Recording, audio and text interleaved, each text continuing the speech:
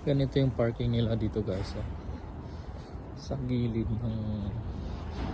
ng daan kasi mga one way ito, so may mga parking sa gilid ng daan, pero siya hindi yung dikit-dikit na parang sa Pilipinas. Yan, arrange dito masyado. So yan, magbabayad ko dun sa may poste na yun. Ano, nagbabayad si kuya. So ganyan, linis ng kalsada, linis ng lugar. Ayan, pwede ka nang galing, for example dito yung building na pupuntahan mo, so dyan sa baba yan, may parking ka dyan, may parking dyan kasi one way to, so wala rin hindi nagpo-post ng traffic yan kasi one way, tapos may mga signal. Ganyan po dito sa Japan.